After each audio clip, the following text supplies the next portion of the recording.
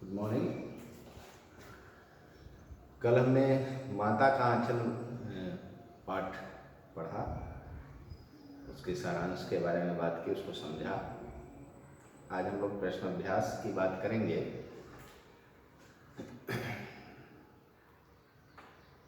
इसमें जो पहला प्रश्न है, प्रस्तुत पाठ के आधार पर यह कहा जा सकता है कि बच्चे का अपने माता पिता से अधिक जुड़ाव था, फिर भी विपदा के समय वह पिता के पास न जाकर माँ की शरण लेता है। आपकी समझ में इसकी क्या वजह हो सकती है? तो जो पूरा पाठ है उसमें यही बात समझाई गई है। इसका शीर्षक ही इसी बात पर आधारित है कि विपत्ति आने पर वह माता की शरण लेता है। बाकी के समय में वो पिता के साथ रहता है बच्चा, लेकिन जैसे ही उस पर विपदा आती है, विपत्ति आती है, वैसे ही वह माँ की शरण लेता है। तो इस चीज को आपको समझाना है। इसमें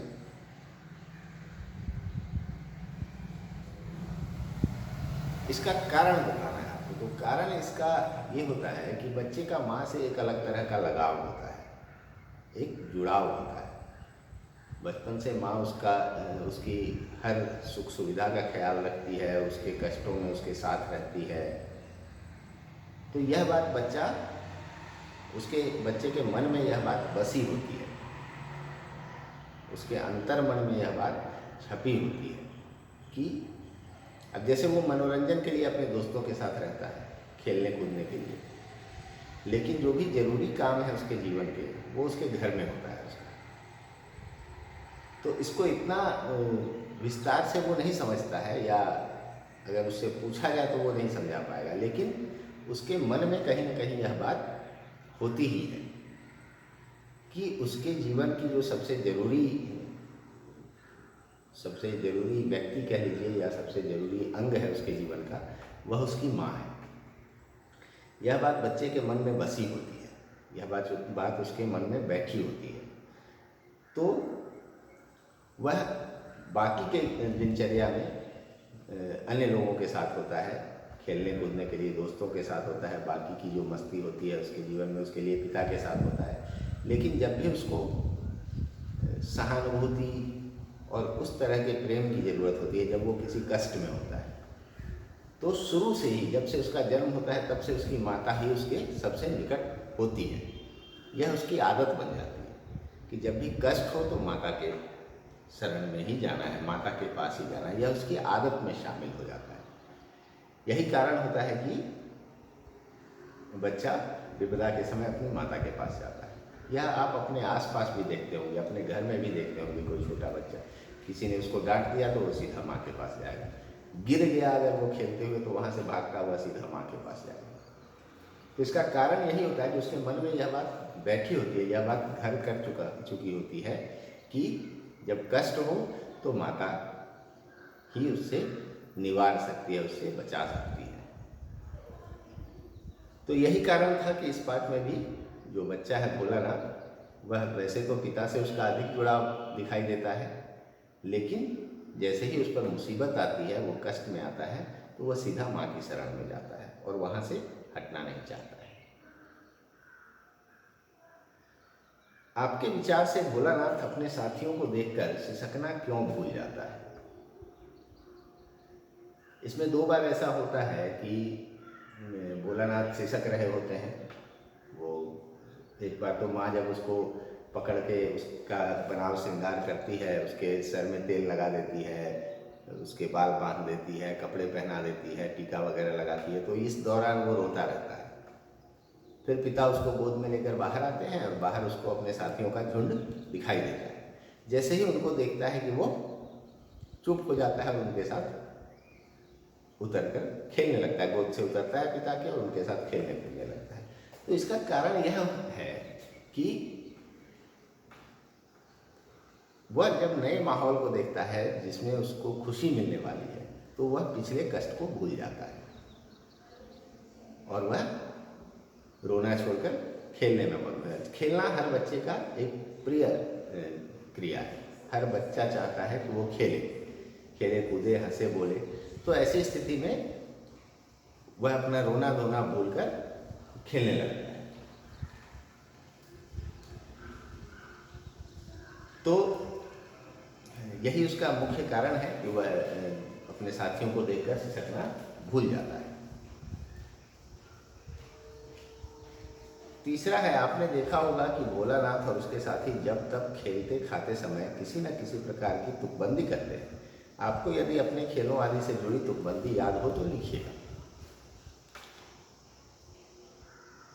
उसमें कई जगह है, जैसे 1 पैसा की लाई, बाजार में छिड़ियाई, बरखा उधरे बिलाई, या राम जी की चिरई, राम जी का खेत, खा लो चिरई भर भर पेट। इस तरह से कई इसमें तुकबंदियाँ हैं, कई कवित्व कह लीजिए उसको या लोकोक्ति कह लीजिए, वो बच्चे खेलने के दौरान गाते रहते हैं। तो ऐसी कोई तुकबंदी अगर आप इस्तेमाल करते हैं तो वो लिखिए। आप अगर नहीं करते हैं, अभी तो मोबाइल युग है, इंटरनेट का समय है, तो इसमें तो आप खेलते ही वो चीज़ें हैं, पबजी खेलते हैं आप। तो ऐसी स्थिति में आप अपने माता पिता से पूछिए, दादा दादी से पूछिए, वो आपको कई सारी इस तरह की तुकबंदियाँ बता देंगे। सही शब्द तुकबंदी ही है इसके लिए, जो बच्चे इस्तेमाल करते हैं वो अपने बड़ों से सीखकर अपने खेलों में इस्तेमाल करते हैं। और उस खेल से जुड़ी हर तरह के खेल से, जैसे वो खेत में दौड़ रहे हैं चिड़ियों के पीछे तब वो गा रहे हैं, वर्षा हो रही है वो आम के बगीचे में घूम रहे हैं, तो वर्षा हो गई तो उनको अब दिक्कत होने वाली थी, तो वो वर्षा को भगाने का एक मंत्र जैसा उसका इस्तेमाल करते हैं उस तुकबंदी का। उनको ये लगता है कि ऐसा गाने से वर्षा भाग जाएगी या बंद हो जाएगी। ठीक है, तो ऐसा आप भी ढूंढिए, अपने घर के जो बड़े बुजुर्ग हैं उनसे पूछिए, वो आपको काफ़ी सारी तुकबंदियाँ बताएंगे, वो लिखना है। भोलानाथ और उसके साथियों के खेल और खेलने की सामग्री आपके खेल और खेलने की सामग्री से किस प्रकार भिन्न है? यह एक ऐसा प्रश्न है जो आप आसानी से समझ पाएंगे। इसमें जो खेल बताए गए, अब आप सोचिए कि क्या आप वो खेल खेलते हैं आज? यही चीज़ आपको यहाँ अपने शब्दों में व्यक्त करना है कि उस दौरान जो बच्चे खेलते थे उनके जो साधन थे खेलने, ग्रामीण जीवन में खास करके एक तो नगद पैसों की कमी होती थी, तो खिलौने वगैरह का प्रचलन कम होता था। जो भी खिलौने होते थे वो खुद से बनाए हुए ज़्यादातर होते थे। जैसे बच्चे घरौंदा बनाकर खेलते थे।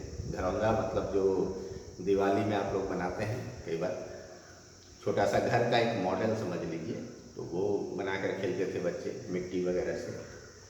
मेले का अभिनय करते थे, खेती करने का करते थे, जो भी बड़ों को वो देखते थे करते हुए वो चीज़ें करते थे। आज के समय में क्या होता है, जो खेल खेलते थे वो इस पाठ में है, आप इसको पढ़िएगा तो आप उन खेलों को समझ सकते हैं। अब आप जो खेलते हैं, आप किन चीज़ों से खेलते हैं? आप वीडियो गेम खेलना पसंद करते हैं, आपके मनोरंजन का आप गुड्डे गुड़ियों से खेलते हैं जो बाज़ार से खरीद कर लाए जाते हैं। तरह तरह के इलेक्ट्रॉनिक खिलौने आजकल आ गए हैं, हेलीकॉप्टर आ गया है, चलने वाली कार है, बैटरी वाली, तरह तरह की चीज़ें आ गई हैं। ऊपर से वीडियो गेम है, मोबाइल में जो गेम्स होते हैं वो खेलते हैं। तो इन चीज़ों को आपको तुलनात्मक ढंग से लिखना है कि तब किन चीज़ों से बच्चे खेलते थे और आज के बच्चे किन चीज़ों से खेलते हैं, और वो अलग कैसे है।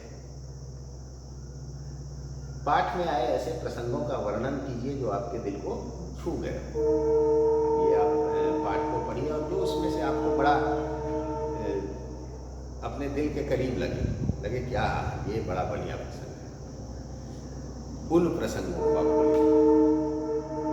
जैसे कि बच्चा जब मुसीबत में आया तो माँ के पास छुप के आ जाती है, या बच्चा अपने पिता के साथ जो मस्ती करता है, खेल कूद करता है वो, या और भी बहुत सारे इसमें प्रसंग हैं। इसमें से जो आपको अच्छा लगा वो आपको लिखना है। इस उपन्यास अंश में 30 के दशक की ग्राम्य संस्कृति का चित्रण है। आज की ग्रामीण संस्कृति में आपको किस तरह के परिवर्तन दिखाई देते हैं? 30 का दशक मतलब 1930 से 40 के बीच का जो समय था, जब अंग्रेज़ों का शासन था हमारे यहाँ, उस समय के ग्रामीण जीवन का वर्णन है। तो उस समय जो गांव का जीवन आपको दिखाई देता है इस उपन्यास के अंश में, ये उपन्यास का अंश है, ये देहाती दुनिया नाम एक उपन्यास है शिवपूजन सहाय जी का, जो शायद आपके लाइब्रेरी में है भी, मैं लाया था एक बार, उसी का ये अंश है। तो इसमें 1920 से 40 के बीच का समय था, उसका वर्णन है। तो आप आज से उसकी तुलना करें कि आज की ग्रामीण संस्कृति में क्या परिवर्तन हुए हैं, तब की ग्रामीण संस्कृति कैसे थी। संस्कृति का मतलब हुआ कि तब का जो रहन सहन का तरीका था, जो आचार व्यवहार था, जैसे कि मैं आपको कुछ उदाहरण देता हूँ। जैसे पिता का जो जीवनचर्या, दिनचर्या थी पिता की, और आज के पिताओं की जो दिनचर्या होती है गांव में। पिता भोर में उठते थे, नहाते थे, पूजा पाठ करने बैठ जाते थे, मतलब उनके पास इतना समय होता था कि ये चीज़ें वो करते थे। उसके बाद मछलियों को दाना डालने चले जाते थे नदी पर, वहाँ से जो दूध नदी थी वहाँ जाते थे बच्चे को लेकर, उसके साथ वहाँ मछलियों को चारा खिलाते थे, फिर वहाँ से खेलते कूदते घर आते थे, फिर भोजन होता था, उसके बाद फिर बच्चा खेलने निकल जाता था। दिन भर का उसकी जो दिनचर्या थी, कैसे वो क्या क्या करता था। इसके अलावा जो गुरुकुल की जो व्यवस्था थी, पाठशाला की जो व्यवस्था थी, उसको आपने समझा इस पाठ में। आज के पाठशाला की जो व्यवस्था है वो अभी संस्कृति का अंग है। दिनचर्या जो आपने पूरा देखा कि बच्चा कितनी देर खेल रहा है, या पिता दिन भर में क्या क्या कर रहे हैं, तो इस तरह की चीज़ों को आज के समय से आप मिलाइए कि आज क्या अलग होता है। आज सुबह उठकर, एक तो बहुत सुबह उठना नहीं चाहते हैं लोग, ग्रामीण जीवन में भी आज बहुत भोर में उठने की परंपरा धीरे धीरे कम होती चली गई है। लोग सूर्योदय के बाद ही अक्सर उठते हैं या उसके आसपास उठते हैं। ज़्यादातर लोग सब कुछ न कुछ काम करते हैं, कोई व्यापार करता है, कोई खेती बाड़ी में सीधे सीधे संलिप्तता बहुत कम रह गई है लोगों की। लोग दूसरों से काम करवाते हैं, या खेत किसी को दिया हुआ है खेती करने के लिए और खुद कोई काम कर रहे हैं, बिजनेस कर रहे हैं, या कहीं नौकरी कर रहे हैं। तो उनकी जो दिनचर्या है वो अलग है बिल्कुल। वो अगर भोर में उठते भी हैं तो जल्दी जल्दी तैयार होते हैं और ट्रेन पकड़ने जाते हैं, या साइकिल से, मोटरसाइकिल से जहाँ जाना होता है वहाँ के लिए निकल जाते हैं। बच्चों को कम समय दे पाते हैं आज के माता पिता, उस दौरान पूरा समय देते थे। आज माएँ भी काम करती हैं। तो खैर ग्रामीण जीवन में माएँ कुछ कम हैं जो काम करती हैं, फिर भी करती ही हैं। बहुत सारी माएँ टीचर हैं, कोई नर्स हैं, अलग अलग कोई आंगनबाड़ी में काम कर रही हैं। तो ये प्रचलन भी बढ़ा है, जो उस समय तो एकदम ही नहीं था। तो ये चीज़ें बदली है आज के ग्रामीण जीवन के संस्कृति में, जो बदलाव हुआ है वो ये चीज़ें भी है उसमें। तो आप इस तरह से एक तुलना कर सकते हैं कि उस समय की संस्कृति कैसी थी, उस समय लोग कैसे रहते थे, और आज के लोगों का रहन सहन कैसा है। इसको आपको एक तुलनात्मक दृष्टि से देखना है, और जो परिवर्तन आपको दिखाई देते हैं उनको आपको लिखना है इसमें। पाठ पढ़ते पढ़ते आपको भी अपने माता पिता का लाड़ प्यार याद आ रहा होगा। अपनी इन भावनाओं को डायरी में अंकित कीजिए। डायरी एक विधा है लिखने की। अब ज़्यादा लोग नहीं लिखते हैं, पहले स्कूलों में ये होमवर्क ही दिया जाता था। आज आप डायरी से सीधा होमवर्क की डायरी समझते हैं, लेकिन डायरी विधा है, एक तरीका है गद्य लिखने की, जिसमें आप अपनी दिनचर्या या जो आपने किया उसको रात में सोने से पहले बैठे और एक पन्ने पर लिखा कि आज मैं सुबह इतने बजे उठा, मैंने ये किया, इतने बजे मैं स्कूल के लिए निकला, स्कूल पहुंचा, वहाँ ये किया, वहाँ ऐसे खेला, ये किया, ये बातें जो मुख्य बातें हुई वहाँ वो लिखा। फिर स्कूल से आया, फिर क्या क्या किया, कुछ जो विशेष बातें हुई उनको थोड़ा विस्तार से लिखा। जो आपको कुछ उल्लेखनीय लगा, जिसको आप बताना चाहते हैं किसी को, वो बातें लिखी गई। तो इसको बोलते हैं डायरी। हिंदी में इसको दैनंदिनी बोलते हैं, कि दिनचर्या का एक आपने लिख के उसको गद्य में व्यक्त किया। तो यहाँ उसी शैली में, आपको डायरी शैली में वो बातें लिखनी है जो आपको याद आती हैं इस दौरान, कि मेरे साथ भी ऐसा हुआ था, तब पिता ने ऐसे मेरे साथ किया था, माँ ने ऐसे किया था, पापा ने ऐसे किया था, भैया ने ऐसे किया था, टीचर ने ऐसे किया था। ये बातें आपको वो पढ़ते पढ़ते याद आती हैं। उसको आपको डायरी शैली में लिखना है कि मैं ऐसे कर रही थी, तब ये हुआ, तब उन्होंने ऐसा किया। इन बातों को आपको लिखना है, अंकित करना है। आगे है, यहाँ माता पिता का बच्चे के प्रति जो वात्सल्य व्यक्त हुआ है उसे अपने शब्दों में लिखना। माता और पिता, वात्सल्य का मतलब होता है जो संतान के प्रति जो प्रेम होता है। ये आप जब रस पढ़ेंगे तो उसमें भी आपको पढ़ाया जाएगा। तो वात्सल्य उस प्रेम को कहते हैं जो छोटों के प्रति होता है, बच्चों के प्रति, खासतौर से संतान के प्रति या संतान जैसे जो बच्चे हैं उनके प्रति जो प्रेम होता है बड़ों में, उसको वात्सल्य कहते हैं। तो यहाँ इस पाठ में जो माता पिता है उनका अपने बच्चे के प्रति जो प्रेम प्रकट हुआ है, व्यक्त किया गया है, अभिव्यक्त किया गया है, उसको आपको अपने शब्दों में लिखना है। अब माता का कैसे है, तो बच्चा जब खा पी कर खेलने जाता है तब तक माता अपनी रसोई में काम कर रही होती है, अपने चौके में काम कर रही होती है। जैसे ही वो उधर से मुक्त होती हैं, फुर्सत पाती हैं कि वो बच्चे को पकड़ कर लाती हैं। ये उनका प्रेम ही है कि बच्चे को सजाना संभालना, उसको ठीक से उसके सर में तेल डालना, बाल बांधना, ये सब करती हैं। वो उसको काला टीका लगाती हैं। ये बड़ा महत्वपूर्ण है उस भावना की दृष्टि से देखिए कि काला टीका लगाना ये तो एक छोटा सा काम है, लेकिन उसमें माँ की क्या भावना होती है, वो क्यों लगाती है एक छोटा सा टीका। उसका अपने बच्चे के प्रति एक अद्भुत सा ही प्रेम होता है। माँ का जो बच्चे के प्रति प्रेम है उससे बड़ा तो कुछ है नहीं। तो उसको, उसके दिमाग में यह होता है कि मेरा बच्चा ही सबसे सुंदर है, मेरा बच्चा सबसे प्यारा है। ये बाहर जाएगा तो इसको किसी की नज़र ना लग जाए, तो उसकी जो खूबसूरती होती है उसमें एक दाग लगा दिया जाता है। उस बुरी नज़र को काटने के लिए उसके मन में यही भावना होती है कि जो लोग इसको देखकर इसकी खूबसूरती से मोहित हो जाएंगे, और ऐसा होने पर इसको हो सकता है कुछ बुरा हो जाए इसके साथ, सब लोग इसकी तारीफ ज़्यादा कर रहे हैं, इसलिए एक दाग लगा दिया था कि नहीं ये पूरा खूबसूरत नहीं, इसमें एक दाग है। तो इसको बोलते हैं नज़र काटना है, मतलब उसको नज़र ना लग जाए, किसी की बुरी नज़र ना लग जाए, इसलिए उस पर एक काला टीका लगा दिया जाता है। ये इसमें इसको वैज्ञानिक दृष्टिकोण से देखने की बिल्कुल ज़रूरत नहीं है, इसको भावनात्मक दृष्टिकोण से देखना है कि माँ की क्या भावना होती है इसमें। तो माँ की इसमें यही भावना होती है कि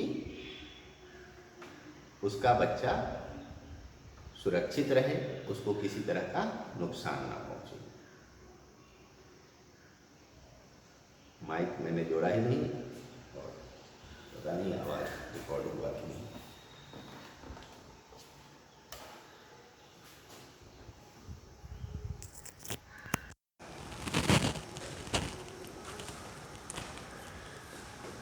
आशा करूंगा मैं कि अटके नहीं।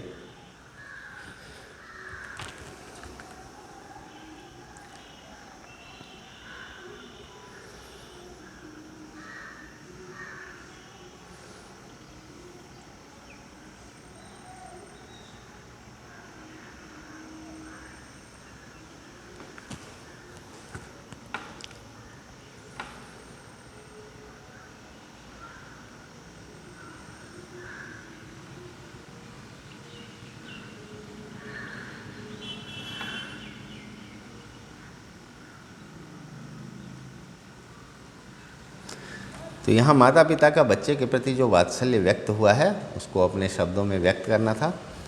तो आप उसको व्यक्त कर सकते हैं कि माता कैसे अपना प्रेम दिखाती है। पहले उसका सजाव श्रृंगार करती है, फिर उसको एक काला टीका लगाती है ताकि इसको किसी तरह की बुरी नज़र ना लगे।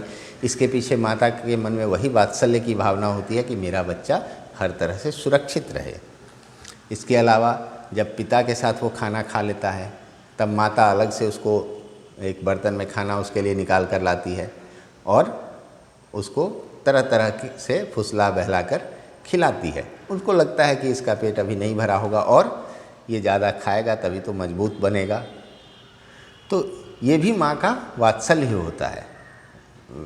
टेक्निकल हिसाब से देखेंगे, जो साइंटिफिक दृष्टिकोण है उसके हिसाब से, तो थोड़ा ही खाना पर्याप्त होता है, बहुत ज़्यादा खाने की ज़रूरत नहीं होती है मनुष्य को। लेकिन ये माता का प्रेम है कि वो चाहती है कि इसको ज़्यादा खाना खिलाया जाए, तभी इसका शरीर मजबूत बनेगा और यह अपने जीवन में जो आने वाली परेशानियां हैं उनको झेल पाएगा।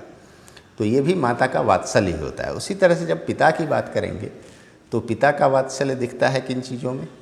वो अपने साथ उसको लेकर पहले तो पूजा के समय बैठता है वो, तो उससे चिढ़ते नहीं हैं। वहाँ बैठकर वो कुछ कुछ करता है, शीशे में मुंह देखता रहता है, तो वो खुश होते हैं।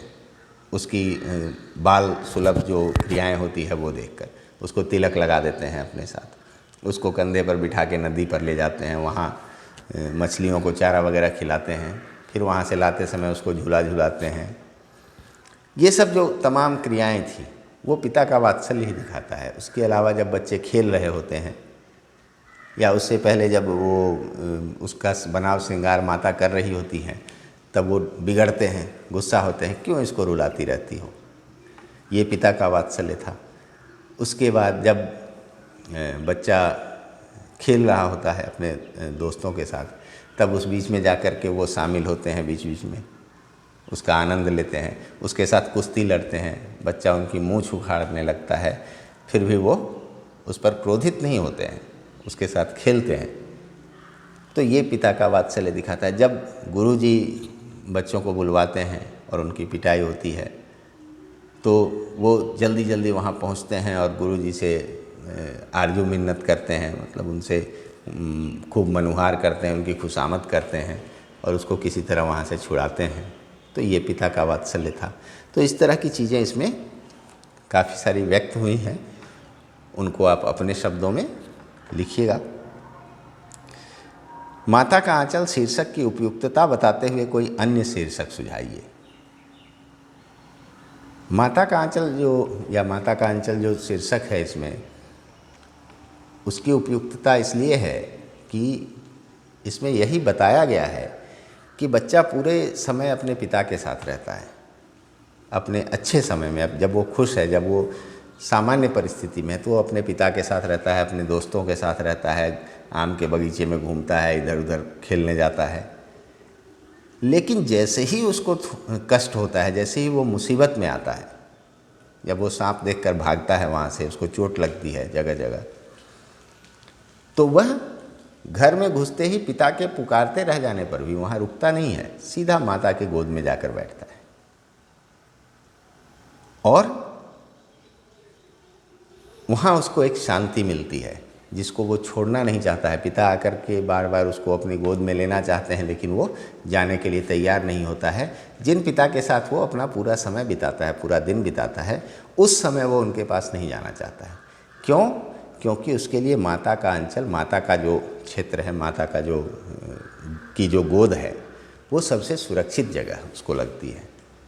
तो इसीलिए इस पाठ का शीर्षक माता का अंचल रखा गया, उसकी महत्ता बताते हुए।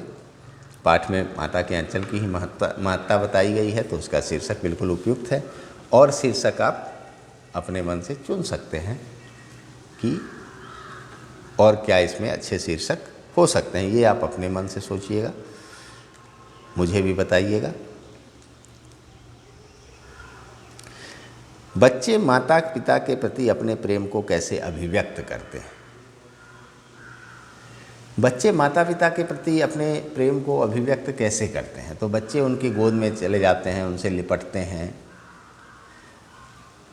चुंबन देते हैं, लेते हैं।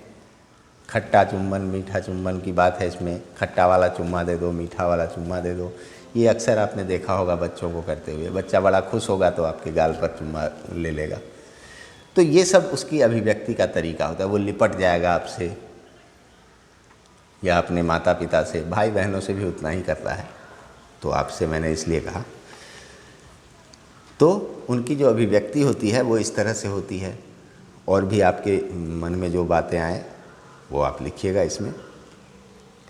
इस पाठ में बच्चों की जो दुनिया रची गई है वह आपके बचपन की दुनिया से किस तरह भिन्न है। ये वही प्रश्न है जो 2 प्रश्नों में और पहले मैंने कहा। एक तो खेलने वाली बात कि उस समय के खेल और अभी के खेल, तो वो उस दुनिया में शामिल होगा। दूसरा, उस समय की जो ग्राम्य जीवन, ग्राम्य संस्कृति जो थी, ग्रामीण संस्कृति, और आज की ग्रामीण संस्कृति, उस समय लोगों के रहने सहने, खेलने कूदने का ढंग और आज आपका जो तरीका है, तो उसी अंतर को यहाँ बताना है। फणीश्वर नाथ रेणु और नागार्जुन की आंचलिक रचनाओं को पढ़िए। ये दोनों आंचलिक रचनाएं करते थे। आंचलिक मतलब जो गांव देहात की बातें इसमें होती थी, उसके लिए जाने जाते हैं फणीश्वर नाथ रेणु भी और नागार्जुन भी। तो आप इनकी किताबें ढूंढिए और पढ़िए।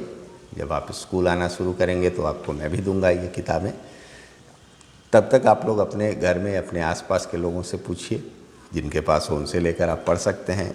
इससे आपको और भी आपके दिमाग में कई सारी बातें आएंगी, कई तरह की चीज़ें आएंगी ग्रामीण जीवन के बारे में। क्योंकि ये सभी लेखक पुराने समय में ही हुए हैं, तो उस समय की संस्कृति का आपको पता चलेगा। तो इसका प्रश्न अभ्यास भी हमने समझ ही लिया। इसमें शब्द बहुत सारे दिए हुए हैं, बीच बीच में नंबरिंग करके दिया हुआ है। उनको आप लोग पढ़िएगा, उनको अपने नोटबुक में लिखिएगा, अर्थ लिखिएगा और उनको याद कीजिए। लिखते लिखते याद हो ही जाएगा, तो अलग से याद करने की ज़रूरत नहीं पड़ेगी। तो उनको आप करिएगा। जल्दी ही आपकी परीक्षा ली जाएगी। यूनिट टेस्ट शायद अब ना हो, अब सीधा परीक्षा ही हो। तो आप लोग उस हिसाब से पाठ को पूरी तरह से समझिए। और ये बात बार बार आपको कहा जाता है कि बोल बोल कर ज़रूर पढ़िए। कोई भी कहानी हो, कोई भी निबंध हो, उसको जब आप बोल बोल कर बार बार पढ़ेंगे तो बहुत सी बातें आपको अपने आप समझ में आएंगी। मैं जो समझा देता हूँ उसके अलावा चीज़ें समझ में आएंगी, उसके आलोक में, उसके जो मैंने समझाया उससे आगे का आप समझेंगे। तो इसलिए बार बार बोल बोल कर ज़रूर पढ़िए, इसका फ़ायदा आपको बहुत ज़्यादा मिलेगा। चलिए आज इतना ही रखते हैं। धन्यवाद।